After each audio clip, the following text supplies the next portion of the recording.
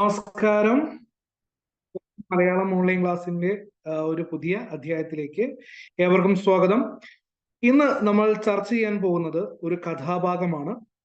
കഥയുടെ പേര് കച്ചട്ടി സ്വാമിയാരുടെ കഥ. പേര് സൂചിപ്പിക്കുന്ന പോലെ ഇതൊരു വ്യക്തിയെ കുറിച്ചുള്ള കഥയാണ്. പേര് കേൾക്കുമ്പോഴുള്ള ഒരു ഇമ്പം കഥ വായിക്കുമ്പോഴും നമുക്ക് ലഭിക്കുന്നത് നമുക്ക് വളരെയധികം ഒരു ആസ്വാദ്യകരമാക്കുന്നതാണ് എന്നുള്ളത് നമുക്ക് എല്ലാവർക്കും അറിയാം. പൊതുവെ എല്ലാവർക്കും ഇഷ്ടമുള്ള ഒരു എന്താ പറയാ ഒരു മേഖലയാണ് തമാശ. സാഹിത്യത്തിലായാലും മറ്റേത് വിഷയത്തിലാണെങ്കിലും ചിരിക്കുന്നത് എല്ലാവർക്കും ഇഷ്ടമാണ്. അത്തരത്തിൽ വായനക്കാരെ ചിരിപ്പിച്ച, ചിന്തിപ്പിച്ച, നർമ്മത്തിൽ പൊതിഞ്ഞ രചനകൾ മലയാളികൾക്ക് സമ്മാനിച്ച എഴുത്തുകാരനാണ് സഞ്ജയൻ. അദ്ദേഹം തയ്യാറാക്കിയിട്ടുള്ള ഒരു വളരെ ലളിതവും എന്നാൽ ഒരുപാടേറെ ചിന്തിക്കുകയും ചെയ്യേണ്ട ഒരു കഥാപാത്രം. നമ്മൾ ഓരോ വ്യക്തികൾക്കും ഓരോ സ്വഭാവങ്ങളുണ്ടാവും. ഒരു ഹാസ്യം അല്ലെങ്കിൽ ഒരു തമാശ ഇവ ജനിക്കുന്നത് എപ്പോഴാണ്? നമ്മൾക്ക് ചില പദപ്രയോഗങ്ങൾ കാണുമ്പോൾ തമാശ തോന്നും. ആ പദത്തിൽ തന്നെ ആ ഒരു തമാശ ഉണ്ടാകും. ചിലത് സന്ദർഭത്തിന് യോജിച്ചതല്ല എങ്കിൽ നമുക്ക് തമാശ അനുഭവപ്പെടും. ചിലപ്പോൾ ആ പറയുന്ന രീതിയാകും നമ്മളെ ചിരിപ്പിക്കുന്നത്. ചിലപ്പോൾ ഇതൊന്നുമല്ലായിരിക്കാം, ആ വ്യക്തി ആയിരിക്കും അതിന് കാരണക്കാരൻ. ചില വ്യക്തികൾ അങ്ങനെയാണ്. അവർ പൊതുവെ മറ്റുള്ളവരുടെ മുൻപിൽ ഒരു തമാശ കഥാപാത്രമായിട്ട് മാറാറുണ്ട്. ചില വ്യക്തികളുടെ പൊരുത്തക്കേടുകൾ നമ്മളിൽ കാഴ്ചക്കാർക്ക് തമാശ അല്ലെങ്കിൽ ഹാസ്യം ജനിപ്പിക്കുന്നതാണ്. ചിലപ്പോഴൊക്കെ ഹാസ്യം എന്ന് പറയുന്നത് അതോടൊപ്പം തന്നെ ഒരുപാട് ചിന്തയും ഉണർത്തുന്നതാണ്.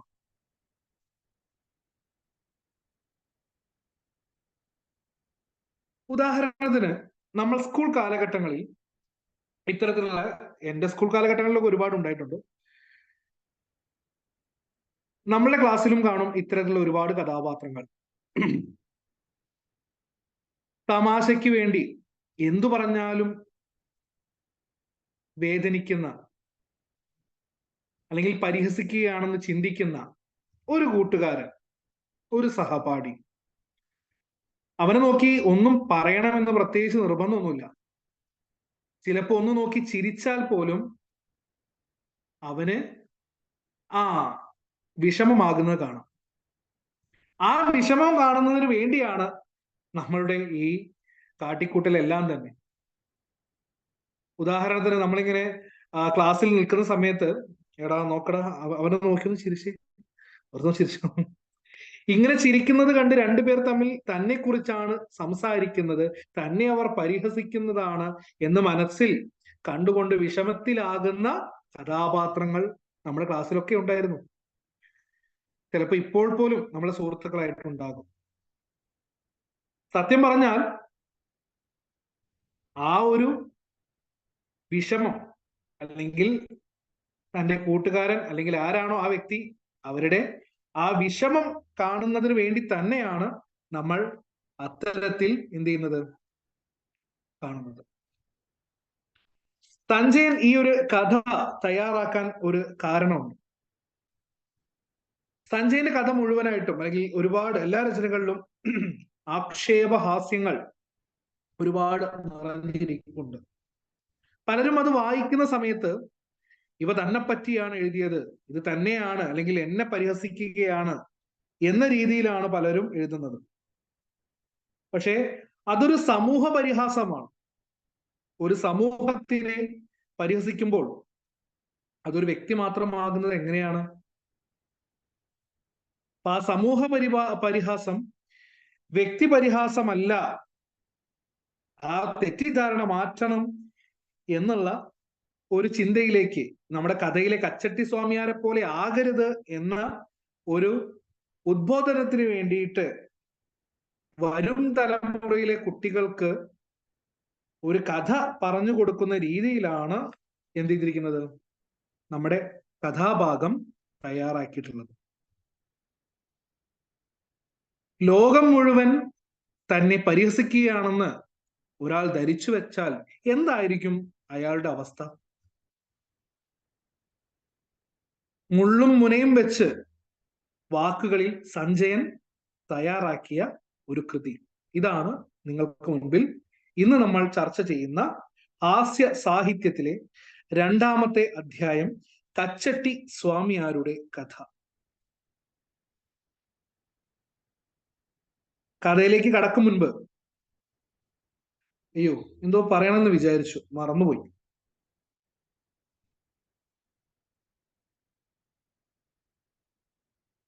ഒന്ന് ചിന്തിച്ചു നോക്കട്ടെ.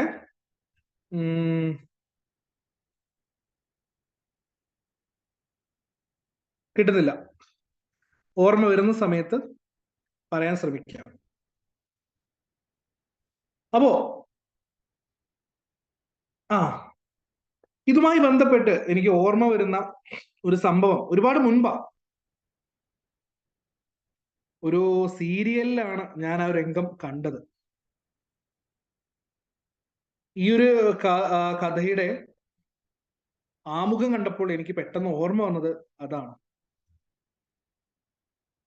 ഒരിക്കൽ ഒരു എഴുത്തുകാരന്റെ വീട്ടിലേക്ക് മഴയിൽ നനഞ്ഞു കുളിച്ച് ഒരു വ്യക്തി കടന്നു വന്നു.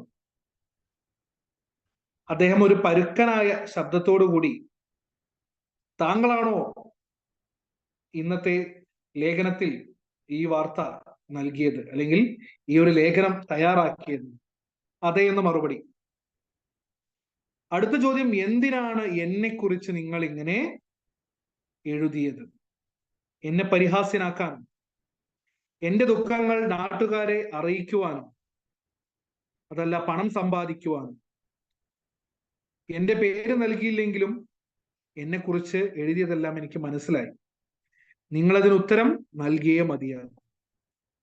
വളരെ ശാന്തനായ എഴുത്തുകാരൻ ആ വ്യക്തിയെ കൂട്ടിക്കൊണ്ടുപോയി ഒരു ചായ നൽകുന്നു. അദ്ദേഹം അത്യാവശ്യം പരുക്കനായിട്ട് തന്നെയാണ് ഇപ്പോഴും പെരുമാറുന്നത്.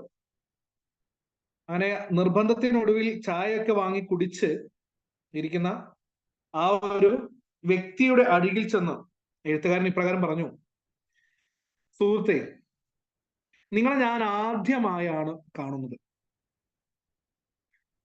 ഞാൻ എഴുതിയ കാര്യങ്ങളൊന്നും തന്നെ നിങ്ങളുടേതല്ലെന്ന് ഞാൻ അവകാശപ്പെടുന്നില്ല. ഞാൻ എഴുതിയ കാര്യങ്ങൾ അത്രയും ഈ സമൂഹത്തിലെ ഒരു വിഭാഗം ജനങ്ങളെ കുറിച്ചാണ്, യുവാക്കളെ കുറിച്ചാണ്. അതിൽപ്പെട്ട ഒരു വ്യക്തി മാത്രമാണ് താങ്കൾ. ഞാൻ എഴുതിയ അനുഭവങ്ങളും സംഭവങ്ങളും എല്ലാം നിങ്ങൾക്ക് നടന്നിട്ടുണ്ടെങ്കിൽ അത് യാദർശികം മാത്രമാണ്. ഇതുപോലെ ഒട്ടനേകം ആളുകൾ ഇന്ന് സമൂഹത്തിലുണ്ടെന്ന് താങ്കൾ അറിയുക. ഇത് തന്നെയാണ് നമ്മുടെ കച്ചട്ടി സ്വാമിയാരുടെ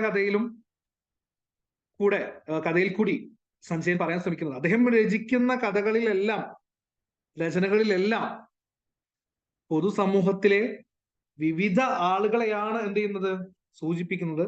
അല്ലാതെ ഒരു വ്യക്തിയെ മാത്രം ഉദ്ദേശിച്ചല്ല അദ്ദേഹം രചനകൾ തയ്യാറാക്കുന്നത് എന്നാണ് പറയുന്നത്, അല്ലെങ്കിൽ പറയാൻ ശ്രമിക്കുന്നത്. അപ്പോൾ നമുക്ക് മറ്റ് കാര്യങ്ങൾ എല്ലാ തവണത്തെയും പോലെ സ്ക്രീൻ ഷെയർ ചെയ്ത ശേഷം സംസാരിക്കാം.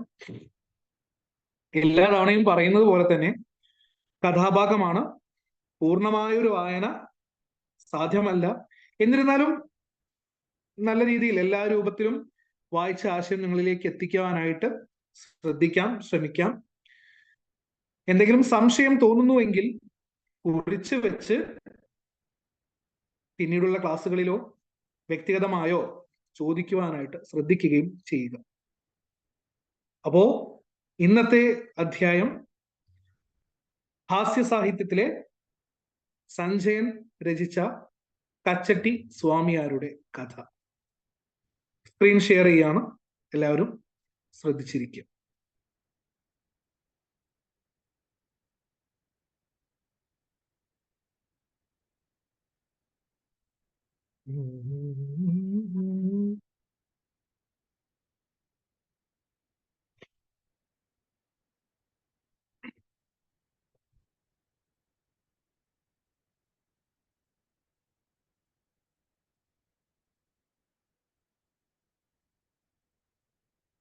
എല്ലാവരിലും സ്ക്രീൻ വിസിബിൾ ആയെന്ന് വിശ്വസിക്കുന്നു. പാഠം 2, കഥ ഹാസ്യ അല്ലെങ്കിൽ ഹാസ സാഹിത്യത്തിലെ കച്ചട്ടി സ്വാമിയാരുടെ കഥ. രചന സഞ്ജയൻ. രണ്ടാമത്തെ പേജിൽ സഞ്ജയന്റെ ചിത്രം നൽകിയിരിക്കുന്ന ശ്രദ്ധിക്കുക. സഞ്ജയന്റെ ചെറിയൊരു ജീവിത രേഖയും നൽകിയിരിക്കുന്നത് കാണാം. പ്രശസ്തനായ മലയാള സാഹിത്യകാരൻ. സഞ്ജയൻ എന്നുള്ളത് ഒരു തൂലികാനാമമാണ്. എന്താണ് തൂലികാനാമം? എഴുതുന്നതിന് വേണ്ടി സ്വീകരിക്കുന്ന പേര്, എഴുതുന്നതിന് വേണ്ടി മാത്രം സ്വീകരിക്കുന്ന പേര്. പല രീതിയിലായിരുന്നു തൂലികാനാമങ്ങൾ വന്നിരുന്നത്. ആളുകളെ തിരിച്ചറിയാതിരിക്കാൻ, അതിനും പല കാരണങ്ങളുണ്ട് അല്ലേ? അതായത് ആളുകളുടെ അല്ലെങ്കിൽ ഈ പറഞ്ഞ ഒരുപാട് ഇപ്പോ ബഷീറിനെ പോലെയുള്ള ആളുകളൊക്കെ ആദ്യകാലത്ത് മറ്റ് പേരുകൾ ഉപയോഗിച്ചിട്ടാണ് രചനകൾ നടത്തിയത്. പിന്നീട് സ്വന്തം പേരിലേക്ക് തന്നെ വന്നു. അദ്ദേഹത്തിന്റെ ശരിയായ നാമം മാണിക്കോത്ത് രാമുണ്ണി നായർ അഥവാ MR നായർ എന്നാണ്. രചനയ്ക്ക് വേണ്ടി മാത്രം അദ്ദേഹം തിരഞ്ഞെടുത്ത പേരാണ് സഞ്ജയൻ. 1903 ജൂണിൽ ജനനം. സെപ്റ്റംബർ 13 1943 മരണം. തലശ്ശേരി 1903 ജൂൺ 13 ജനനം.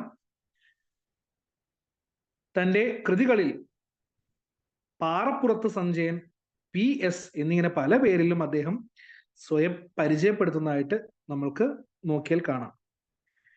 പിന്നീട് അദ്ദേഹത്തിന്റെ ഒരു ഫ്ലോ ചാർട്ട് നമുക്ക് കാണാം. 1903 ജനനം മുതൽ മരണം വരെയുള്ള പ്രധാനപ്പെട്ട കാര്യങ്ങൾ. അച്ഛന്റെ മരണം സംഭവിക്കുന്നു 1911. 17 ആദ്യ കവിത കൈരളിയിൽ വരുന്നു. പിന്നീട് വിദ്യാഭ്യാസം, വിവാഹം, തിരുവനന്തപുരത്ത് നിയമപഠനം നടത്തുന്നത് 28 30 ഭാര്യയുടെ മരണം, ക്ഷയരോഗം മൂർച്ഛിക്കുന്നത് 1932 പിന്നീട് കേരള പത്രികയിൽ പ്രവർത്തിച്ചു. സഞ്ജയൻ തുടങ്ങി. ഏകമകനായ വ്യക്തിയുടെ അല്ലെങ്കിൽ ഏകമകന്റെ മരണം 1939 40 വിശ്വരൂപം ആരംഭിച്ചു.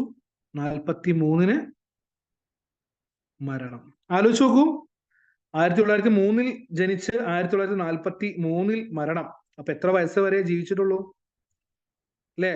വളരെ കുറച്ച്, 41 വയസ്സ് അല്ലേ? അല്ല, 41 വയസ്സ് അല്ല, 40 വയസ്സ്. 1903.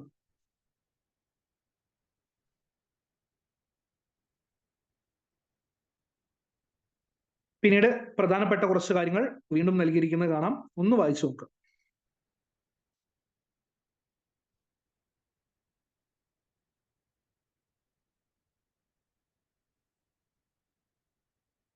കോളേജിൽ അധ്യാപകനായിരുന്ന കാലത്ത് വിശ്വരൂപം എന്ന് പറയുന്ന മാസിക 1939 അല്ലേ?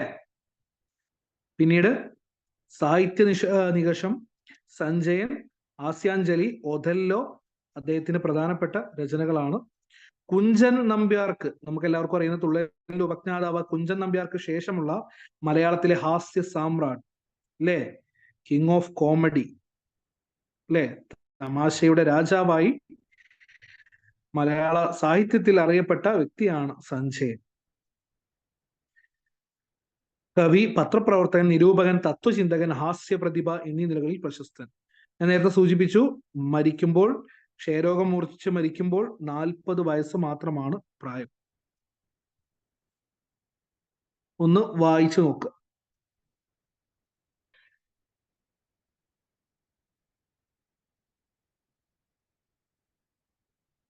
നമുക്ക് കഥയിലേക്ക് കടക്കാം.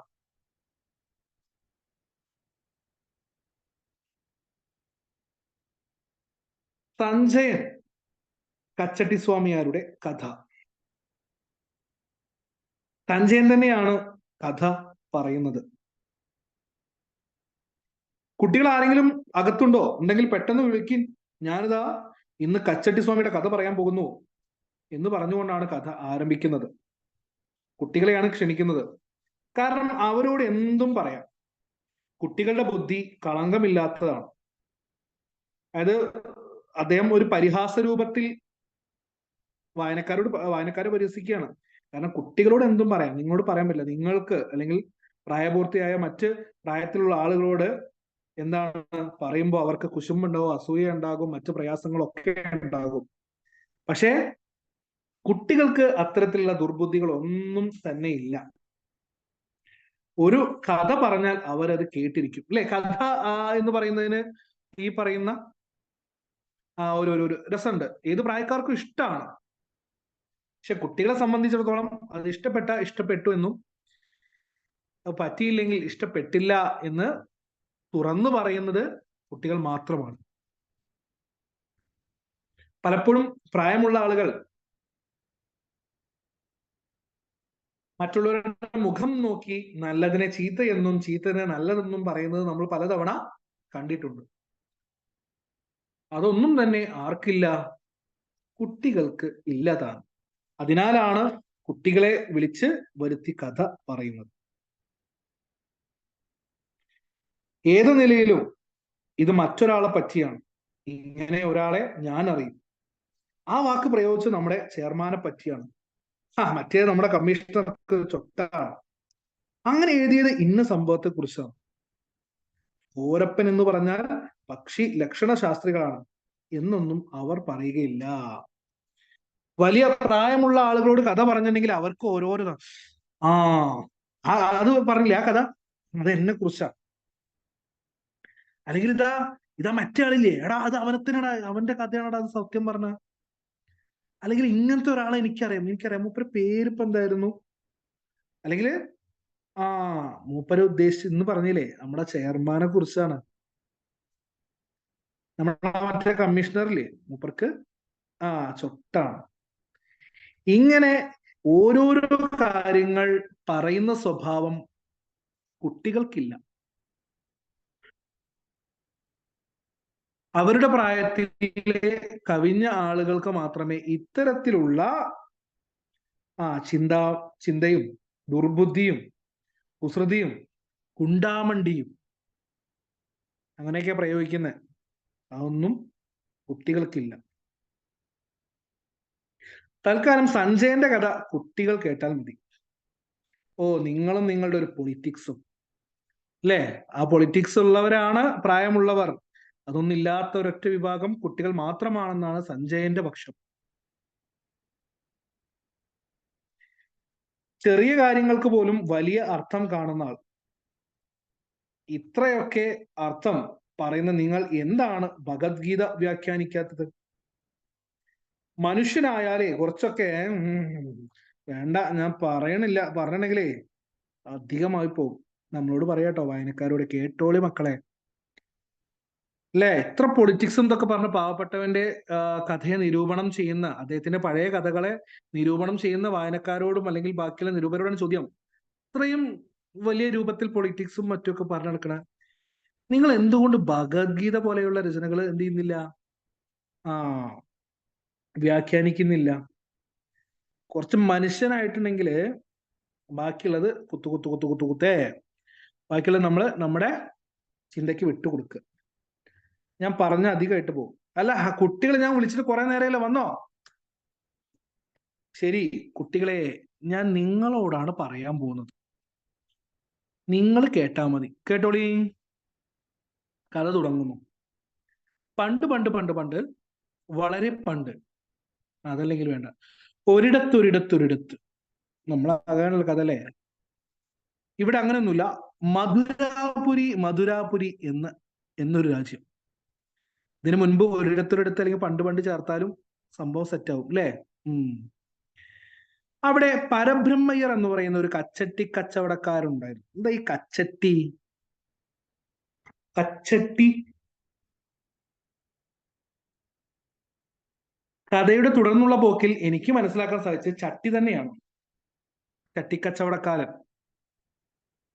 അയാൾ മധുരാപുരിയിലെ ഉത്സവകാലത്ത് ഒരുപാട് കച്ചട്ടികൾ എന്ത് ചെയ്യും, ഉണ്ടാക്കി കൈവണ്ടിയിൽ കൊണ്ടുപോകുമായിരുന്നു. അതായത് ഉത്സവകാലത്ത് അപ്പോ നമ്മള് താലപ്പൊലിക്കൊക്കെ ഒരുപാട് ആൾക്കാർക്ക് എന്ത് ചെയ്യാൻ വേണ്ടി വരും, പൊങ്കാല അല്ലെങ്കിൽ മറ്റു കാര്യങ്ങൾക്കൊക്കെ ചട്ടി വാങ്ങുന്ന സ്വഭാവമുണ്ട്. അതല്ലെങ്കിൽ ഉത്സവകാലത്തായിരിക്കും നല്ല കച്ചവടം ഉണ്ടാവുക. ഓരോ ഉത്സവകാലത്തും ധാരാളം ആളുകൾ, ഉത്സവത്തിന് വരുന്ന ആളുകളൊക്കെ ചട്ടി വാങ്ങുന്നുണ്ടായിരിക്കും. അപ്പൊ എന്തായാലും കൈവണ്ടി എന്ന കൈവണ്ടി, മോട്ടറോ മൃഗങ്ങളോ വലിക്കാത്ത സ്വയം തള്ളിക്കൊണ്ടുപോകാനാകുന്ന വണ്ടി. ആ വണ്ടിയിൽ ഇങ്ങനെ പോയിക്കൊണ്ടിരിക്കുകയാണ്. വണ്ടിയിൽ നിറച്ച് ചട്ടികളുണ്ട്. വരുന്ന വഴിക്ക് ഡിസ്ട്രിക്റ്റിന്റെ ബോർഡിന്റെ ഒരു പാലത്തിൽ എത്തിയപ്പോൾ പാലം അങ്ങ് പൊളിഞ്ഞു പോയി. ആലോചിക്കണേ, ഒരു പാലമാണ്, ആ പാലം അങ്ങ് പൊളിഞ്ഞു പോയി. എന്തായിരിക്കും അവസ്ഥ? ചട്ടിയാണല്ലേ, ചട്ടി തൊട്ടാൽ എന്താ അവസ്ഥ? അത് തന്നെ സംഭവിച്ചു. പാലത്തിന്റെ അടിയിൽ വെള്ളം പറ്റിയ ഒരു തോടുണ്ടായിരുന്നു, ആ കിടക്കും. എന്തിനാണ് അങ്ങനത്തെ ഒരു വാക്യം അവിടെ?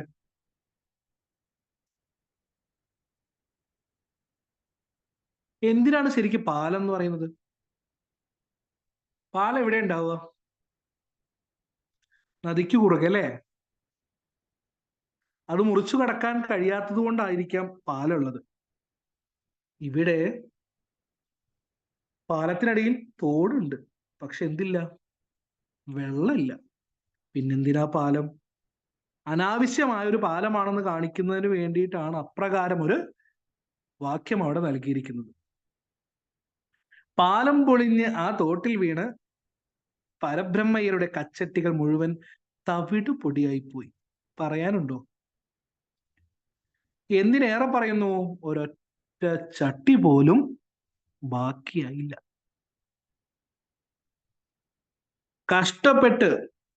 താൻ കഷ്ടപ്പെട്ടുണ്ടാക്കിയിട്ടുള്ള ചട്ടികളുടെ അവസ്ഥ കണ്ട് പൊട്ടിപ്പോയത് മനസ്സിലാക്കിയ അദ്ദേഹം വളരെയധികം ദുഃഖിച്ചു, വ്യസനിച്ചു. പക്ഷേ അദ്ദേഹത്തിന് സങ്കടം കണ്ടിട്ട് നാട്ടുകാരൊക്കെ ചിരിക്കുകയാണ് ചെയ്തത്. അല്ലെങ്കിൽ അങ്ങനെയാണല്ലോ, ബാക്കിയുള്ളവർ വീഴുമ്പോ നമ്മളൊക്കെ നോക്കി നിന്നിട്ട് ചിരിയോട് ചിരിയാണ്, അവനല്ലേ വീണത്. കൂട്ടത്തിൽ ഈ പറഞ്ഞ പോലെ കയ്യിലുള്ള സാധനം പൊട്ടുകയും ചെയ്താൽ പറയാൻ വേണ്ട.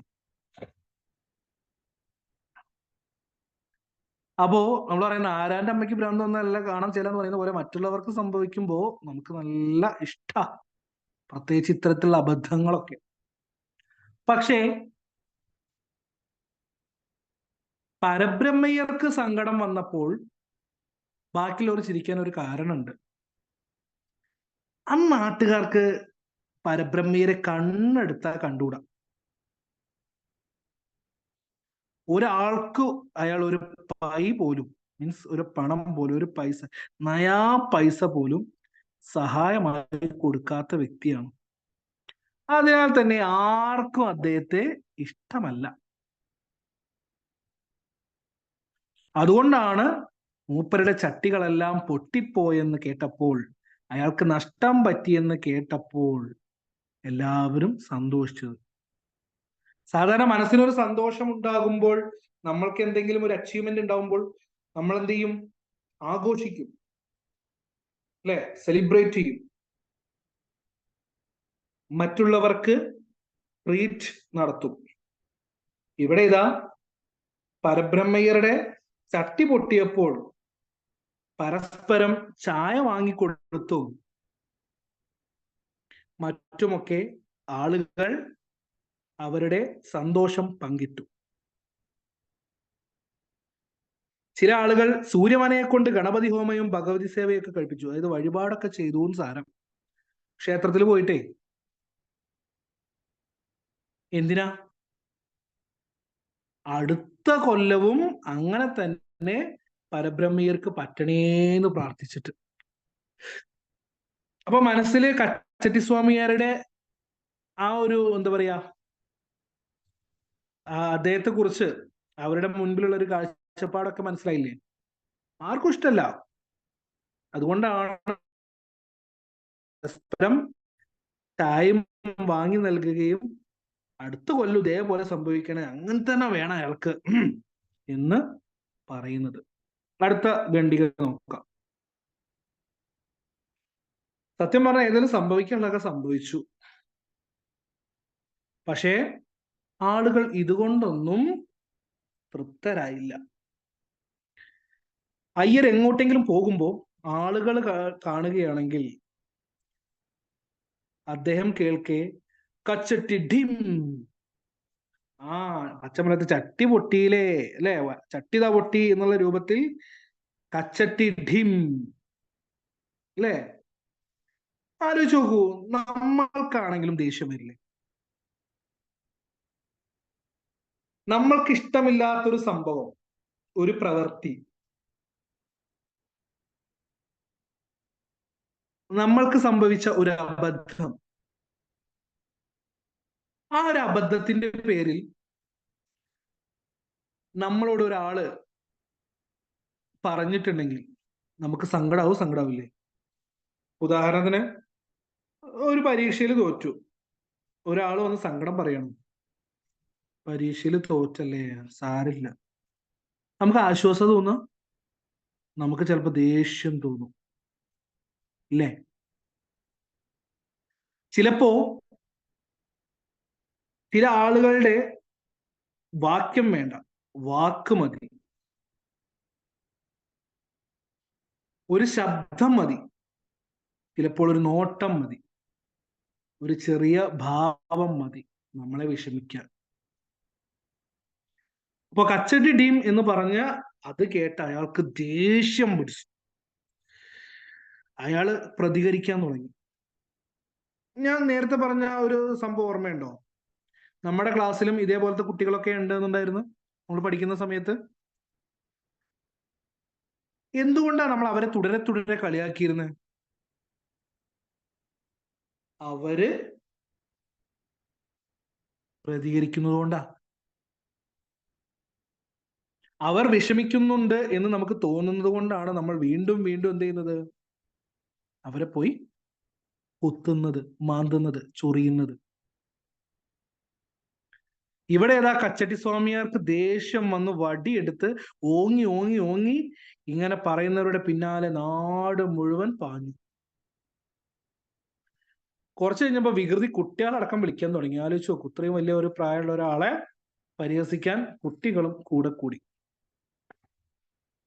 ചിലപ്പോൾ അവരുടെ ഒപ്പം ഓടി വീണ് മുട്ടുവരെ പൊട്ടി. ആളുകൾ നിർത്തിയില്ല, ആളുകൾ തുടരെ തുടരെ അദ്ദേഹത്തിന്, അല്ലേ, നമ്മൾ ഉദാഹരണത്തിന് ഒരാൾ വിളിക്കുന്നു, എന്തെങ്കിലും വിളിക്കുന്നു, നമ്മൾ മൈൻഡ് ചെയ്തില്ലെങ്കിൽ എന്തുണ്ടാവും?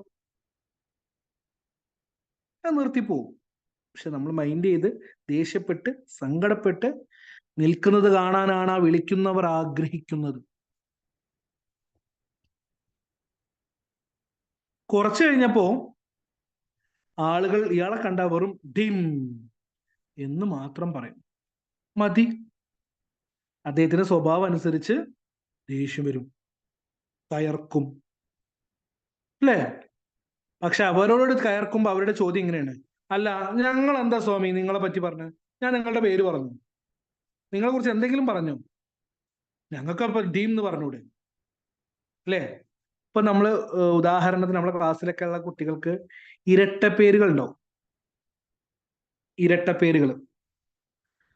നമ്മൾ ആ ഇരട്ട പേര് വിളിക്കുമ്പോ അവർ ദേഷ്യപ്പെടുമ്പോൾ നമ്മൾ ചോദിക്കുന്ന ചോദ്യമാണ്, ഞാൻ അങ്ങനെയല്ലേ വിളിച്ചത്, നിന്റെ പേരാണോ അത്, പിന്നെ നീ എന്തിനു പേടിക്കേണ്ട ആവശ്യം, നിന്റെ പേര് എന്താ പറയാ രാജേഷ് അല്ലേ, അല്ലേ, നിന്റെ പേര് ഈ പറഞ്ഞ നാരങ്ങ മിഠായി ഒന്നും അല്ലല്ലോ, ഞാൻ നാരങ്ങ മിഠായി എന്നല്ലേ പറഞ്ഞു, അതിനിപ്പോ എന്താ കുഴപ്പം. അവരും ചോദിച്ചു, ഞങ്ങൾക്ക് എന്താ ഡീം എന്ന് പറഞ്ഞൂടെ, ഞങ്ങൾ ഇനിയും പറയും. കാരണം ആ നിങ്ങൾ പറഞ്ഞ നിങ്ങളുടെ ഈ ഓർഡർ കൽപ്പന വല്ലാത്തൊരു കൽപ്പന അല്ലേ, ഇത് ഗവൺമെന്റ് രാജ്യമാണ് ഹേ, അല്ലേ, ഞങ്ങൾക്ക് എന്താ അടിം എന്ന് പറഞ്ഞൂടെ, ഞങ്ങൾ ഇനിയും പറയും, അടിം അടിം അടിം, ആഹാ അത്രക്കായി, ഞങ്ങൾ ഇനിയും പറയും. പക്ഷേ ഇത് വലിയ തോതില് അദ്ദേഹത്തിന് സങ്കടമാണ് ഉണ്ടാക്കിയത്, ദേഷ്യമാണ് ഉണ്ടാക്കിയത്. എന്ത് ചെയ്യണം എന്നറിയാതെ അദ്ദേഹം ആകെ വിഷമിച്ചു. പരബ്രഹ്മയർ ഒടുവിൽ അന്നാട്ടിലെ മജിസ്ട്രേറ്റിനോട് ആവലാതി പറഞ്ഞു. നഷ്ടം പറ്റിയ ഒരാളെ എല്ലാവരും കൂടെ പരിഹസിക്കുന്നു എന്ന് കേട്ടിട്ട് മജിസ്ട്രേറ്റിന് വല്ലാതെ വിഷമിച്ചു. എന്തായിട്ടും പോയി പറഞ്ഞിട്ടുണ്ടാവുക, മജിസ്ട്രേറ്റ് അല്ലേ, ഞങ്ങൾക്ക് അല്ലെങ്കിൽ എനിക്ക് എന്റെ കയ്യിൽ ഒരു ദിവസം എന്താണ്, ചട്ടി പൊട്ടി, പക്ഷേ അത് പറഞ്ഞ് എന്നെ ആളുകളെല്ലാം പരിഹസിക്കുന്നു, വഴിയിലൂടെ നടന്നു പോകുമ്പോൾ ഇത്രയും കാലമായിട്ട് അവർ എന്നെ പരിഹസിച്ചുകൊണ്ടിരിക്കുകയാണ്, അങ്ങനൊക്കെ പറഞ്ഞിട്ടുണ്ടോ. അപ്പൊ മജിസ്ട്രേറ്റ് എന്ന് പറഞ്ഞിട്ടുണ്ടെങ്കിൽ അന്നത്തെ കാലത്ത് വളരെ വലിയ ആളാണ്. അപ്പോ അദ്ദേഹത്തിന് ഒരു മനസ്സലിവ് തോന്നിയിട്ടുണ്ടാവും. അദ്ദേഹം വല്ലാതെ വ്യസനിച്ചു, സങ്കടപ്പെട്ടു. ശരി സ്വാമി, ഞാൻ നിങ്ങളുടെ കൂടെ വരാം എന്ന് പറഞ്ഞ് അവര് സമ്മതിക്കുകയും ചെയ്തു. ഞാൻ വരാം, വരുമ്പോ നിങ്ങളെ പരിഹസിക്കുന്ന ആളുകൾ ആരൊക്കെ അവരെനിക്ക് കാട്ടിത്തരണം എന്നും പറഞ്ഞു. അടുത്ത ഖണ്ഡിക നോക്കാം.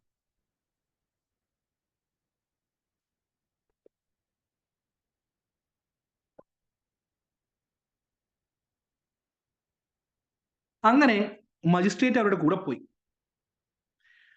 അന്നൊക്കെ മജിസ്ട്രേറ്റിന് വലിയ അധികാരമാണ് മക്കളെ, കുട്ടികളെ. ഇന്നത്തെ പോലെയല്ല. ഇന്ന് അംശം അധികാരിയെ കൂടി പേടിക്കാത്ത ആളുകളാണ് ലോകത്തുള്ളത്. ഒക്കെ മേൽക്കീഴില്ലാത്തവരായി പോയി. ആ ഒരു വാക്യം ശ്രദ്ധിച്ചു നോക്കൂ. എന്താണ് അങ്ങനെ പറയാൻ കാരണം? അതായത് അന്നും ഇന്നും തമ്മിലുള്ള, അല്ലെങ്കിൽ അന്നത്തെ കാലത്ത് ഇന്നത്തെ കാലത്തുള്ള ആ വ്യത്യാസം നമ്മളെ കാണിക്കുന്നതിന് വേണ്ടിയിട്ടാണ് ആ ഒരു വാക്യം പ്രയോഗിച്ചിരിക്കുന്നത്. കാരണം അന്നത്തെ കാലത്ത് ഈ പറയുന്ന അംശം അധികാരിയെ പോലും അല്ലെ ജനങ്ങൾ എന്ത് ചെയ്യുന്നു, മജിസ്ട്രേറ്റിനേക്കാൾ ബഹുമാനിച്ചിരുന്നു. ശരിക്കും മജിസ്ട്രേറ്റ് അല്ല വലിയ ആള്, പക്ഷെ അവര് വിചാരിച്ചിരുന്നത് കണ്ടിട്ട് അവരെന്ത് ചെയ്തിരുന്നു, ആ ഈ പറയുന്ന അംശം അധികാരിയെ കൂടി അവരെന്ത് ചെയ്തിരുന്നു, പേടിച്ചിരുന്നു. അതിനേക്കാൾ ഇത് അവർക്ക് നൽകിയിരുന്നു സാരം. പക്ഷെയോ ഇന്നത്തെ കാലത്ത് ആളുകൾ എന്ത് ചെയ്യാണ്, മജിസ്ട്രേറ്റിന് അല്ലെ ഒരു അധികാരവും ഇല്ലാതായിരിക്കുന്നു എന്നുള്ള രൂപത്തിലാണ് പറയുന്നത്. അതായത് ഇന്ന് ആർക്കും ആരെയും ഒരു പേടിയും ഇല്ലാത്ത കാലമായിരിക്കുന്നു. ഒക്കെ ആകെ കീഴ്മേൽ മറിഞ്ഞ അവസ്ഥയായി എന്നുള്ള ചുരുക്കം. അടുത്ത് നോക്കൂ. അങ്ങനെ മജിസ്ട്രേറ്റും പരബ്രഹ്മയ്യരും കൂടി മധുരാപുരി ക്ഷേത്രത്തിന്റെ പടിഞ്ഞാറെത്തിയ സമയത്ത് ഒരാളിങ്ങനെ വരുന്നുണ്ട്. ആ വരുന്ന ആളെ കുറിച്ച് പറയുന്ന നോക്കൂ, സഞ്ജയനെ പോലെ ഒരു കുസൃതിക്കാരൻ, അല്ലെ, എന്നെ പോലെ ഒരു തമാശക്കാരനാണെന്ന് വിചാരിച്ചോളി. ആരാ നോക്കാം നമുക്ക്. മൂപ്പര് ഇങ്ങനെ നടന്നു വരുന്നുണ്ട്. വരുന്നത് മജിസ്ട്രേറ്റ് ആണെന്ന് മനസ്സിലാക്കി അദ്ദേഹത്തിന് ഒരു സലാം കൊടുത്തു. പരബ്രഹ്മയ്യർക്കും ഒരു സലാം കൊടുത്തു. പക്ഷേ സലാം കഴിഞ്ഞ് കുറെ ഊക്കിൽ കൈ എന്ത് ചെയ്തു, താഴേക്ക് ഇട്ടു. ഒന്ന് വിഷ്വലൈസ് ചെയ്ത് നോക്കൂ. നമസ്കാരം അല്ലേ, അല്ലെങ്കിൽ പല രീതിയിലും സലാം പറഞ്ഞിട്ട് എന്ത് ചെയ്യാണ്, കൈ താഴത്തേക്ക് ഇടുക. പക്ഷേ ഈ പറയുന്ന സ്വാമിയാരുടെ കഥ എന്താന്ന് വെച്ചാൽ ഇപ്പൊ എല്ലാവരെയും നോക്കുന്നത് സംശയദൃഷ്ടിയോട് കൂടിയാണ്. എന്ത് ചെയ്യാലും അത് പരിഹാസമാണ്. അതിനാൽ തന്നെ കൈ താഴത്തേക്ക് ഇട്ടപ്പോൾ കൈ താഴത്തേക്ക് ഇട്ടപ്പോ അതിനൊരു ഇത്തിരി ബലം കൊടുത്തു എന്നതിന്റെ പേരിൽ അദ്ദേഹം പറഞ്ഞു. ഇത് കണ്ടപ്പോ ദേഷ്യം വന്ന് പറയാണ്, കണ്ടില്ലേ യജമാനെ, എന്നെ പരിഹസിച്ചതാണ് എന്നും പറഞ്ഞ് ലഹളയോട് ലഹള. ഇയാൾ എന്റെ ചട്ടി വീണത് ആംഗ്യം കാണിച്ചതാണ്, കൈ ഇങ്ങനെ പോയത് കണ്ടില്ലേ, കൈ ഇങ്ങനെ ഇടാൻ പാടുണ്ടോ, കൈ ഇങ്ങനെ ഇട്ടത് എന്നെ മനഃപൂർവ്വം എന്ത് ചെയ്താണ്, പരിഹസിക്കാണ്. മഹാപാപി, കണ്ടില്ലേ, ഈ കൈ താഴത്തേക്ക് ഇട്ടതിന്റെ അർത്ഥം എന്താ, കച്ചട്ടി ഢീം എന്നാണ്. യജമാൻ എന്തായാലും ഇവിടെ ബന്ധവസ്ഥയിൽ അല്ലേ, അല്ലെങ്കിൽ ബന്ധാവിൽ എന്ന് പറഞ്ഞാൽ ജയിലില്, തടവില് അല്ലെ, എന്തായാലും ശിക്ഷിക്കണം, പിഴ കൽപ്പിക്കണം, ഈ പിഴടച്ച് മഹാമാപി മുടിയണം എന്നൊക്കെ പറഞ്ഞു. ഇതൊക്കെ കണ്ട് ഈ പറയുന്ന മജിസ്ട്രേറ്റ് അന്തം വിട്ട് നിൽക്കുകയാണ്. എന്താ മൂപ്പര് ചെയ്തത്? സലാം പറഞ്ഞു, കൈ താഴ്ത്തിട്ടു. വന്ന സമയത്ത് മജിസ്ട്രേറ്റ് വിചാരിച്ചത് ഇപ്രകാരം ഒന്നല്ല. ആണോ? അല്ല. പക്ഷേ ഒരു ചെറിയ ആംഗ്യത്തിൽ കൂടി ഈ പറയുന്ന ആള് തന്നെ പരിഹസിച്ചതാണെന്ന് തോന്നിയിട്ട് അദ്ദേഹം എന്ത് ചെയ്യാണ്, മജിസ്ട്രേറ്റ് ഒന്നും പറയാതെ പരബ്രഹ്മേനെ 6 മാസത്തേക്ക് കുതിരവട്ടത്തേക്ക് അയച്ചു. അങ്ങനെ ഒരു കഥ. അപ്പോ സത്യം പറഞ്ഞാൽ എന്താ കുതിരവട്ടത്തേക്ക് അയക്കാൻ കാരണം? കുതിരവട്ടം, ഊളംപാറ എന്നൊക്കെ കേട്ടിട്ടുണ്ടാവും അല്ലെ? അതായത് പ്രശസ്തമായിട്ടുള്ള മാനസിക ആരോഗ്യ കേന്ദ്രങ്ങൾ സ്ഥിതി ചെയ്യുന്ന സ്ഥലമാണ് ഊളംപാറയും കുതിരവട്ടമൊക്കെ. നമ്മൾ തമാശക്ക് ചോദിക്കും, എവിടെ വീട്, കുതിരവട്ടത്താണോ എന്നൊക്കെ. അപ്പോ മജിസ്ട്രേറ്റിന് മുൻപിലൂടെ വന്ന ആ വ്യക്തി ചിലപ്പോൾ എന്തായിരിക്കും, ആംഗ്യം കാണിച്ച് ചിലപ്പോൾ കരുതി കൂട്ടി തന്നെ ചെയ്തായിരിക്കും. പക്ഷെ മജിസ്ട്രേറ്റ് എന്ന് പറയുന്ന വ്യക്തി അത് ചിന്തിക്കുമ്പോ എന്തായിരിക്കില്ല, അതൊരു ബഹുമാനക്കുറവോ അല്ലെങ്കിൽ ഒരു പരിഹാസമായിട്ട് തോന്നൂല. പക്ഷേ ഇതിനു മുൻപിലുള്ള കാര്യങ്ങളെല്ലാം മനസ്സിൽ കൊണ്ട് നടക്കുന്ന കച്ചട്ടി സ്വാമിയാർക്ക് അത് അപമാനകരമായിരുന്നു, പരിഹസിക്കുന്ന രൂപത്തിലായിരുന്നു. അദ്ദേഹം വഴക്കുണ്ടാക്കി, ലഹളയുണ്ടാക്കി, ഇതിന്റെ അർത്ഥം കച്ചട്ടി ഡീം എന്നാണെന്ന് പറഞ്ഞ് ഇയാളെ ബന്ധോസിൽ വെക്കാനും അതുപോലെ തന്നെ പിഴ അടപ്പിക്കണം എന്നൊക്കെ പറഞ്ഞപ്പോ മജിസ്ട്രേറ്റിന് തോന്നിക്കാണും ഇയാൾക്ക് പൊടിക്ക് എവിടെയോ ഒരു പ്രശ്നമുണ്ട്. അപ്പൊ അതുകൊണ്ടാണ് മജിസ്ട്രേറ്റ് നേരെ പരബ്രഹ്മയെ എങ്ങോട്ടേക്ക് അയച്ചത്, കുതിരവട്ടത്തേക്ക് അയച്ചത്.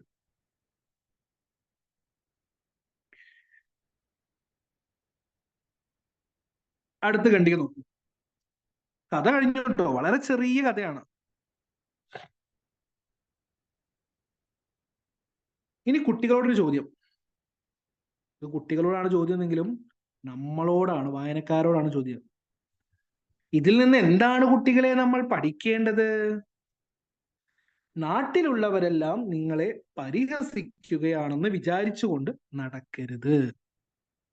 ചിലപ്പോ വാസ്തവത്തിൽ അങ്ങനെയാണെങ്കിൽ തന്നെ അതിനെ ചിരിച്ച് കളയണം. കോപിച്ചിട്ട് യാതൊരുവിധ പ്രയോജനവും ഇല്ല. ശരിയല്ലേ? ലോകത്തുള്ള എല്ലാവരും നമ്മളെ പരിഹസിച്ച് നടക്കുകയാണെന്ന് നമുക്ക് തോന്നാൻ പാടില്ല. ഇനി അങ്ങനെ ആണെങ്കിൽ തന്നെ നെവർ മൈൻഡ് ആക്കുക. മീൻസ്